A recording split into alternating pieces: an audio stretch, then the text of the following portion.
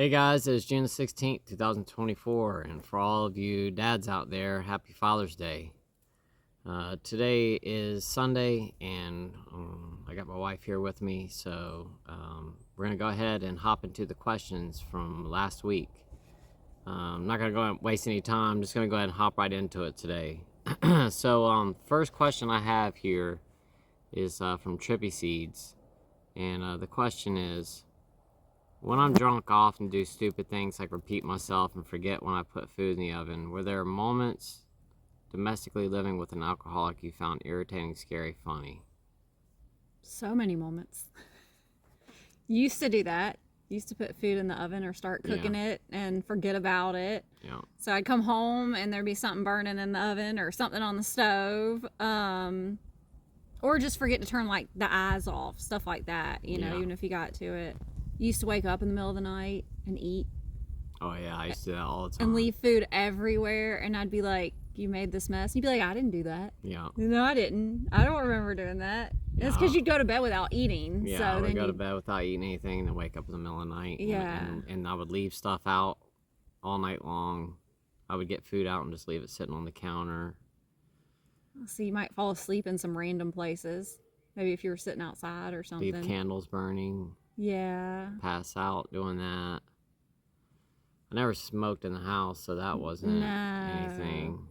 No, and you never drove so that wasn't a thing. I would probably drove the tractor one time. Yeah, I almost flipped the tractor. Yeah, it like fell over. over. I was drinking too. Yeah. Trying to think. I did a lot of really stupid I know, but things. I hate that I don't have any examples on the top of my head right now. I used to ride my motorcycle after I'd been drinking. I would drop that all the time. Just around the yard. He never like got on a motorcycle and got on the road. No, I don't want that to come off. I had a street and trail motorcycle, and I would get out and ride it and Yeah. drop it and all kinds of stuff like that after I've been drinking. Just a lot of really stupid stuff like that. Yeah, I would say mostly it was like that person's example, like cooking and stuff, and you forget, because when you were drinking, it's not like there would be a very small factor of time where you would like get up and actively do something. Most of it was just sitting there drinking. You know what I mean? Mood swings. That's what I remember the most. You know, be happy one minute, sad or mad the next. Yeah. I can't think of anything else really off the top of my head you used to do. Yeah, I was always... The toilet seat was already dirty. I was always either happy or mad, either one of the two. Yeah. Here's another question here. It says, anyway, my question is, how long before you got super sick did you begin to notice the mild symptoms of LD, such as easy bruising and spider angioma? I don't know how to pronounce that. I know you had the leg swelling early on, but isn't that a more advanced symptom despite the fact that it doesn't really affect your day-to-day living? Additionally, did you experience itchiness? Being itchy can be attributed to a lot of things, but it seems like a relatively common symptom as well. I totally relate to having 3 or 4 or 5 liquor stores in my rotation. Also, have you ever looked into Tudka? So you've complained about the itching on your legs. Yeah, I've had I would say when I've really started noticing that I was having stuff going on, the spider veins, I had noticed those on my face, and actually the private dining club that I used to work at, there was a skin doctor, I can't remember a dermatologist that worked there, and she approached me one day. She was actually on the board, and she approached me one day and was talking to me and told me that it looked like I had like rosacea or something. Rosacea on my face, but that's not what it was. And she had actually given me some cream for it, and I remember that. It didn't do anything for it, but like I've said, I have the spider veins on my nose, and I've got them right here on my face, and they're still there. They have never gone away. They would get worse when I would drink because my face would turn red and you could really see them, but I still have these red blotches right here from the spider veins. They've never gone away. Which is really interesting though, because anybody can get spider veins. You can, but they're really attributed to alcoholism. On the face or all over? The time when I really knew that it was a problem was that time over in my brother's house who went swimming to his neighbors, and Okay. he looked at my face and was like, those are attributed to alcoholism, and I was like, no, they're not. But then come to find out they were. I would say But you were a bigger guy I then, was so I think bigger. we attributed a lot of that to like your weight at the Yeah. time, probably. I would say that I really started noticing I was having problems probably 5 years before I got sick. I was throwing up every morning. Yeah, I'd say a couple years before you got sick. It was I probably noticed. about 5 years before. I was having pain in my liver, pain in my pancreas. I would say about 5 years. And yes, I have heard of the Tudka. Yeah, we've talked about that before. Yeah. But yes, I would say probably about 5 years before. And I did have the leg swelling, and I had the spider veins and the itchy skin. That went on for quite some time before that. Give me 1 second, scrolling down here. I got a question here. Sir, please tell us from which disease you are suffering from. Initial diagnosis, because I am also a doctor and myself also suffering from the same stuff. We will have some comparison of disease. I have liver disease, cirrhosis of the liver, chronic pancreatitis, my spleen. My spleen is not right. They had to Kill off about half of it. They cut off the blood supply. I think it's called a splenectomy or something like that. I don't know. You have portal vein hypertension. Yeah, I got a lot of stuff wrong. Varices. Diabetes, varices, gastritis, GERD, diabetes, just a lot of stuff wrong.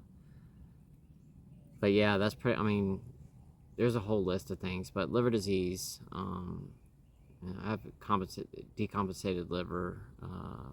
It just a whole host of problems, and it's all from drinking.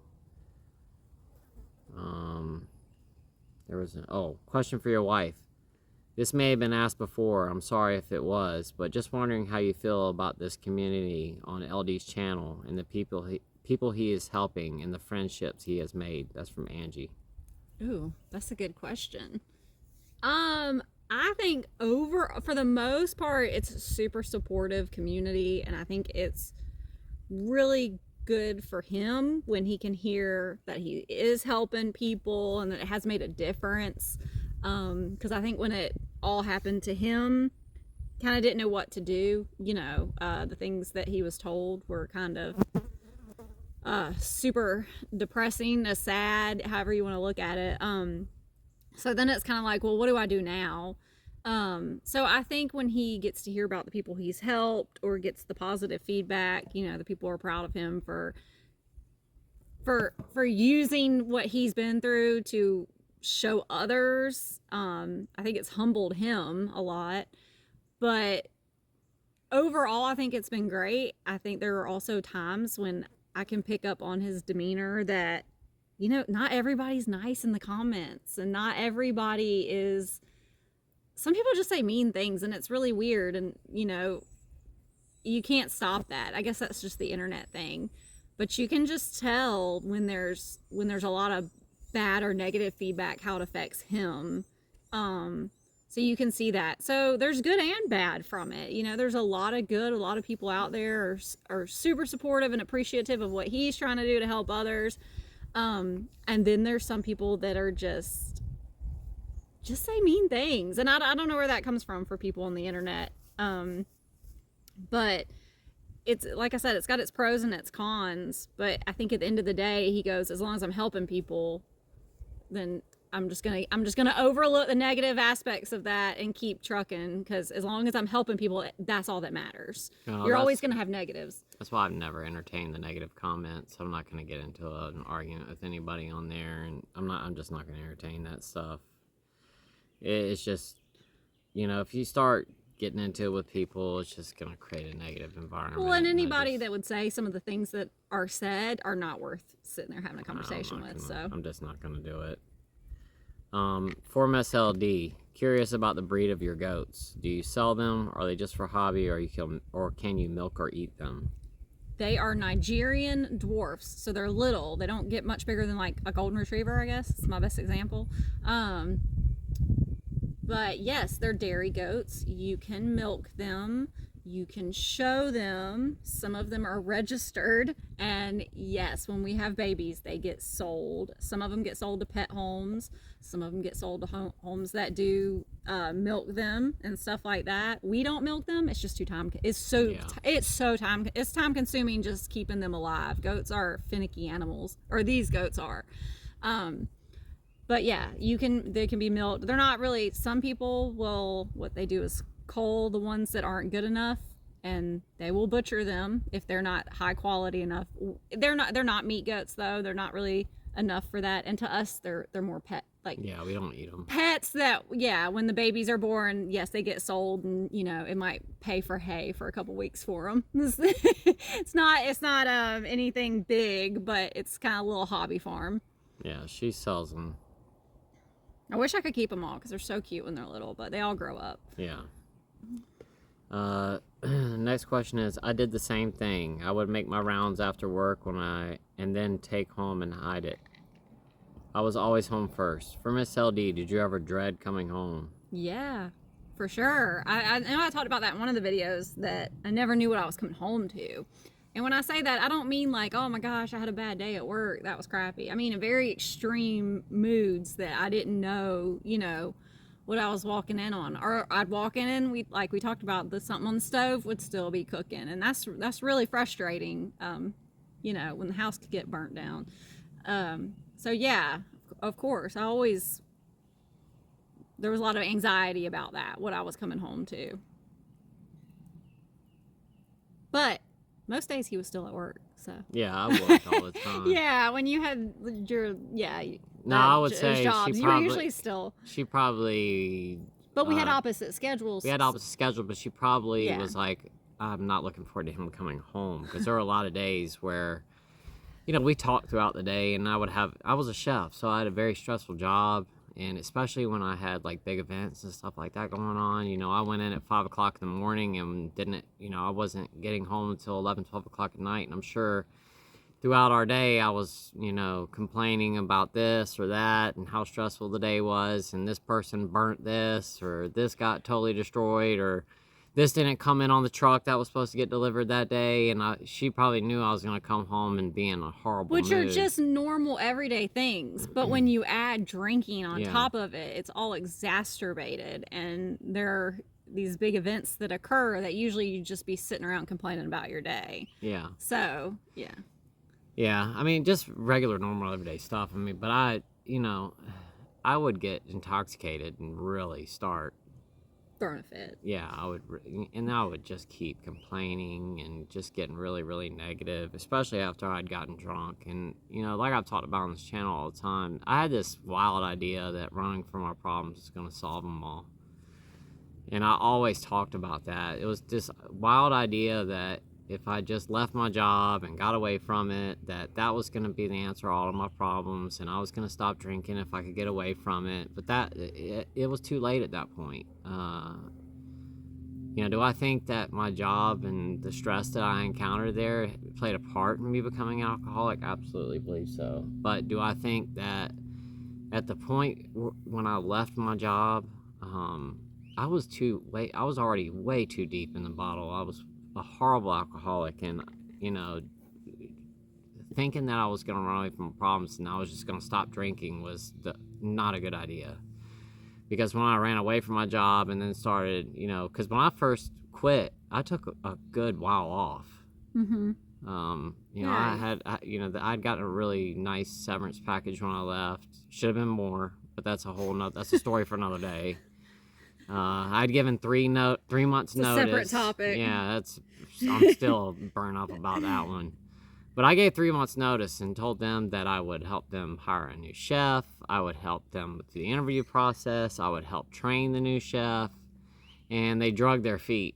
And the club that I worked at, they were being extremely picky on who they were going to hire. And by the time that I went to leave, they still had yet to hire anybody else. And my sous chef ended up taking over the the kitchen after I left. Now I think it was like a year later when they finally found somebody. But the point is that when I left my job, I had taken some time off. I just wanted a break, and my plan was to stop drinking during that period of time. But that did not happen. It didn't. But there's way always this idea of, okay, well, I get to celebrate, and that's what I did. I said, I'm going to celebrate because I left my job, and I'm going to have some drinks. And, at first I'm going to drink for a week. Well, then I'm going to drink for 2 weeks. Well, I'm just going to drink for a month now. And then next thing you know, 2 years had gone by, and my drinking had just spiraled completely out of control. And it got horrible, and then I ended up getting sick. So, once again, running away from your problems does not solve them. No, it's not. Especially if anything, you lost the day-to-day accountability, absolutely. Which gave you the opportunity to drink way worse. Yeah, and the thing is that, if you're having problems and, drinking is the biggest one, I would try to solve that problem first. And then take a hard look at your other problems and see if they don't improve after you stop drinking, because I guarantee you that they will. Because the drinking just makes everything worse.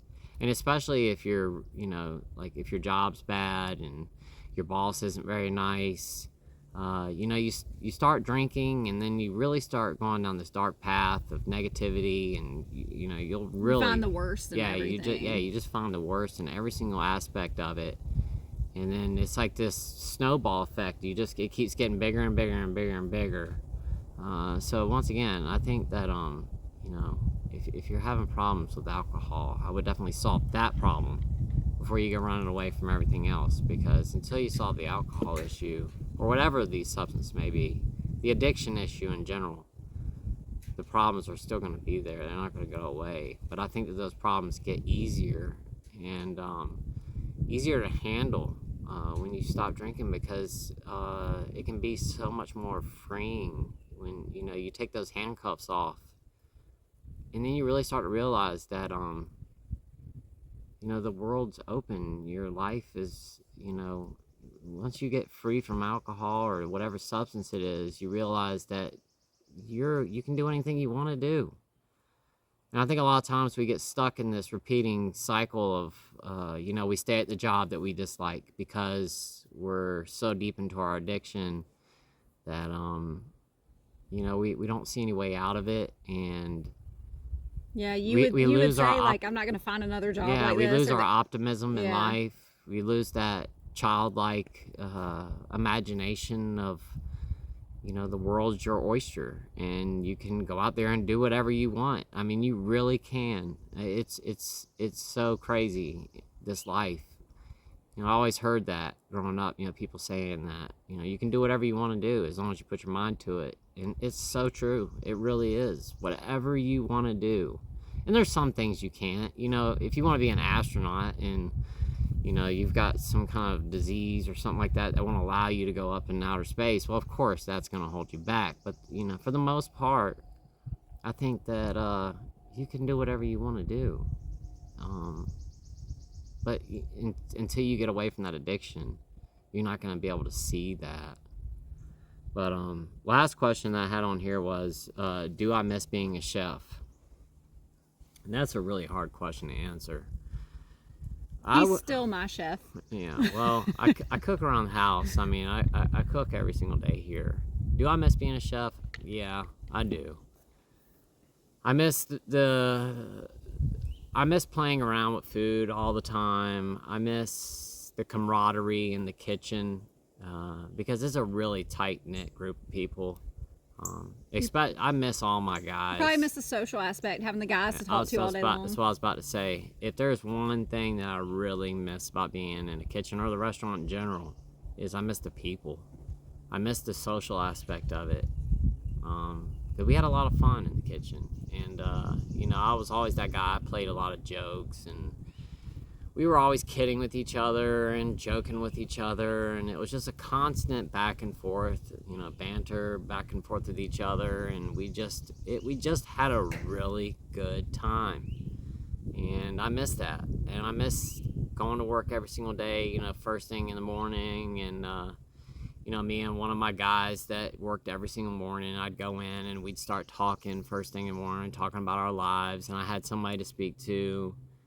And, you know, if I was having a bad day, I'd talk to him and he'd, you know, talk to me about it. If he was having a bad day, same thing. And just all, you know, my guys. I just miss all my guys. I miss being able to talk to them every day. I miss how loyal those guys were, because I had a really loyal group of guys. I mean, like when we moved into the house that we live in now, myself and my guys, we moved everything. Y'all it was did. all my guys from my kitchen, and they all offered to come do it for free. I bought a bunch of pizzas and like a couple cases of beer. Yeah. But like nobody else helped. My wife was working, my daughter was at school or something like that, I don't remember, but it was just me and my guys from work. We moved every single part of our house into this house. Really fast, too. Yeah, in one Y'all did it day. in, like, I was about to say, like, a day or two. Yeah, but I mean, that's the kind of guys I had working for me. And I was always very, you know, if you didn't work out, if you weren't a team player, if you were a super negative person, I did not keep you around very long. You had to go. I could deal with a whole lot of stuff, especially if, you know, if you called off a lot, if you're late to work. I mean, I dealt with that stuff. I understood people had lives, but negativity, the people that would come to work and just complain all the time, and anything you said to them, they were just negative, man, I would get rid of them so quick. I just couldn't deal with it. I mean, that was probably my biggest pet peeve, was negative people. You had to be positive if you're in my kitchen. And I don't know, I just had I built such a great group of people. I had a real team that worked for me. And my guys stuck around for years. Like when I hired people, they didn't leave. Well, no, but you would be like, yeah, you'd let them take a vacation and you wouldn't take a vacation. I did. And I mean, I knew you did that for them because you Yeah. wanted to keep them around, but I would be like, well, we're doing this. And you were like, well, I gave so-and-so that day off because, you know, whatever. Even when I was a general manager, I gave every single one of my managers off for Christmas Eve, even the ones that didn't even have kids. Mm-hmm. I gave everybody off and I worked the whole day by myself. I worked a double shift all alone. And in the restaurant that I worked at then, we would have 4 managers on in a day, including myself. Yeah. And I gave everybody off on Christmas Eve because I wanted everybody to enjoy their holiday. He just didn't want to help wrap presents. No, that's not it. And I think that's one of the reasons why I had such good people working for me and why I had so many dedicated people, is because I did stuff like that for them. But you would do that for everybody else and then be really upset about it. I mean, I would, Yeah, because and then I wanted time off too, but at the same time, I had to take care of my people. Which can go back into the drinking, though. Like, you would be upset about it. It is. And that's one of the biggest things I think in our society right now. That's one of our biggest problems, is that so many companies are not taking care of their employees. And the employees are the most important aspect. You see so many companies that, you know, they're paying the least amount of money that they can. They don't take care of their people. They don't give them time off. And at the end of the day, I was the boss and it was my responsibility. And yeah, I would get a little bent out of shape sometimes because I didn't get the time off that I deserved. But it was a catch-22, because if I didn't take care of my staff, they weren't going to take care of me. So it all equaled out in the end. But yes, to the question, I'm just getting totally off subject. To the question, I do miss being a chef, because the job that I had complete freedom. Complete freedom. And a lot of chefs can't say that they have that ability. And it was something that I always desired. It was something that I always wanted to have. And I finally got that job where it was totally up to me. I wrote every single menu. There were a couple things that I had to have on the menu that were just staples at the club that I worked at. There were some recipes that had been around because the club had been open for like 60-something years. And there Couldn't take the lobster bisque off. Yeah, there were some recipes that we had to have. You know, Lace cookies, popovers, lobster bisque.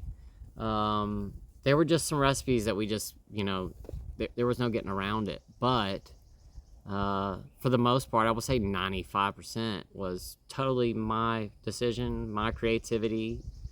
And I spent so much time on like Amazon searching for strange, rare ingredients, and I would the weirdest things would arrive at our house for you to like use to cook with, and I'm like, how in the world does that have anything to do? I had a credit card that had my name on it Yep. for the club. That was basically unlimited, and I had cards to like Home Depot, Lowe's. I mean, any store, Kroger's. I could go buy whatever I wanted. It didn't matter. No one told me no. And I would just get on Amazon and order these and I did it like every week. I would, on my days off, and I spent my whole days off studying food. I had recipe books that I would study. I mean, I really, really enjoyed what I did to a certain extent. You were a self-made chef, I would say. I was. Like, you didn't go to school to be a chef. No. So I felt like you had to like prove to everybody that you could do it. I did. Proving more to yourself than anybody else. But like, so I feel like you always went the extra mile with that. I ordered the CIA book, which is the Culinary Institute of America, and it's like almost 1,000 pages. I ordered that book and read it front to back, and probably like 3 or 4 times, and studied every single aspect of it. Took notes, highlighted stuff, because I wanted to know all the technical terms for every single aspect of it. And the thing is, like, the information's out there if you want to learn. There's nothing stopping anybody these days. I mean, you can learn whatever you want, and that's what I wanted to do. I wanted to be the best chef that I could. I tried as hard as I could. I spent all of my time off studying things. I mean, from the time I woke up in the morning, I was on my phone looking up new recipes, new ideas, ordering stuff to the house.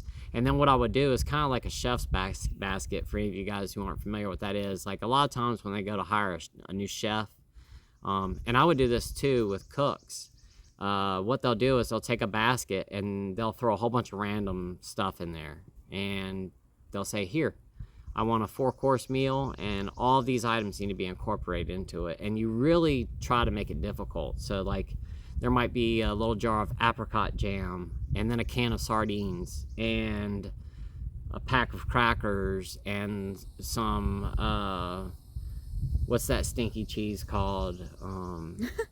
Limburger cheese or something like you just really just something I would never eat. Yeah, and some scallops, and a piece of chicken breast, and whatever it is. You would throw maybe like 10 items into a basket and say, I want all these items incorporated into a 4-course meal. And it takes a lot of creativity. It takes a lot of creativity and knowledge, because you have to know what goes together. I was about to say that too. It takes a lot of knowledge to figure out what tastes are going to go together. You have to be tasting food all the time.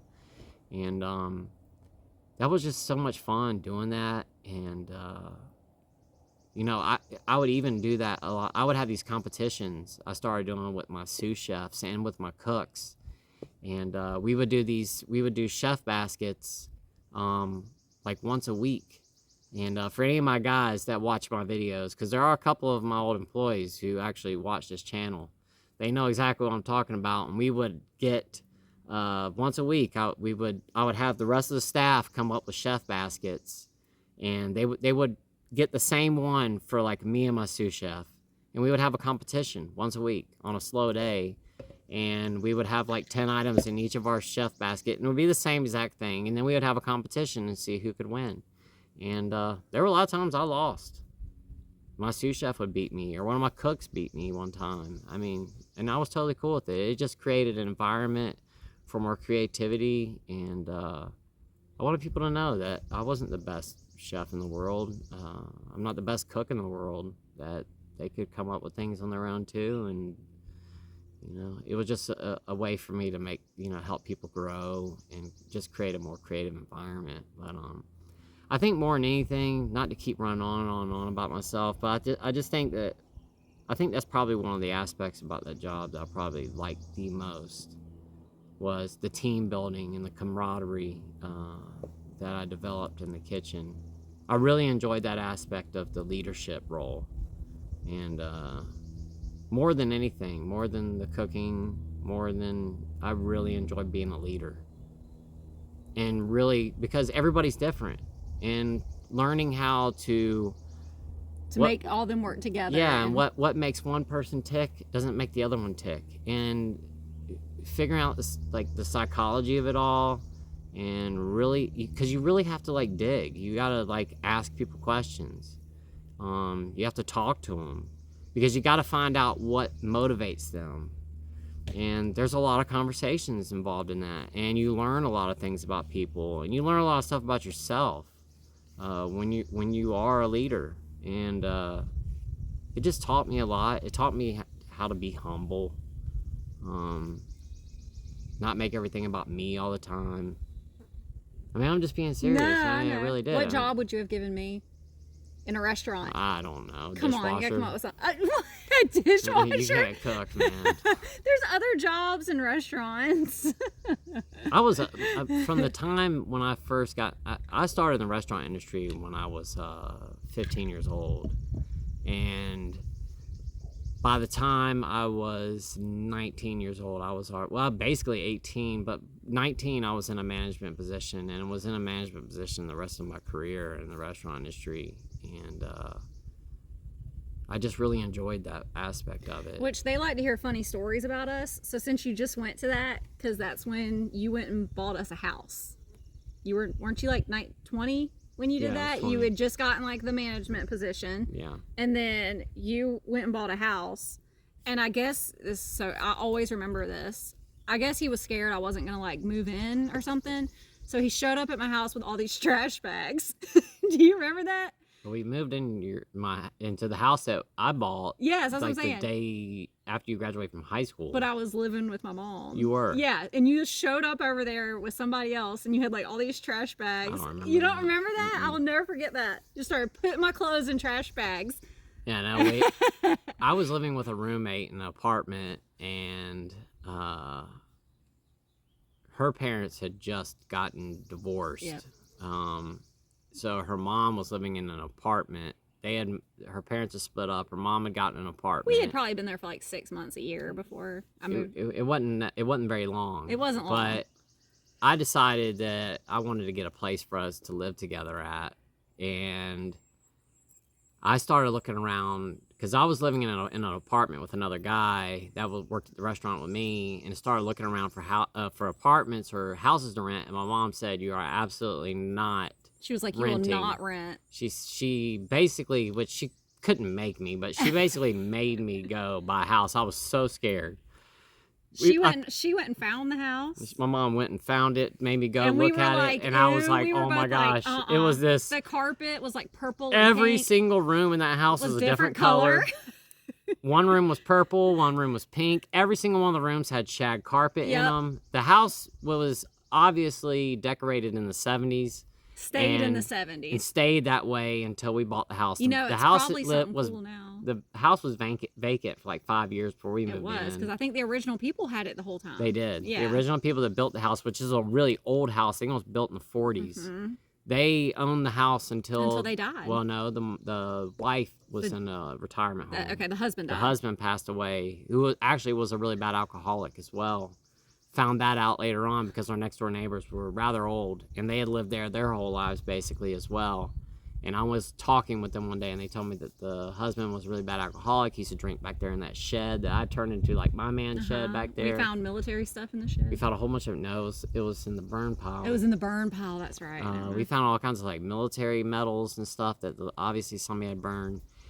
It's another long story, which we'll have to talk about this next week. But the house that we used to live in was haunted. Oh, don't get so deep into it if we're going to talk about it later. No, I'm saying we're not going to get deep into it. We'll talk about it next week. But and we'll start with him showing up at my apartment with trash bags. Yeah, but for real, guys, I'm not joking. The house that we lived in was haunted. The first house that I bought. The house was really old.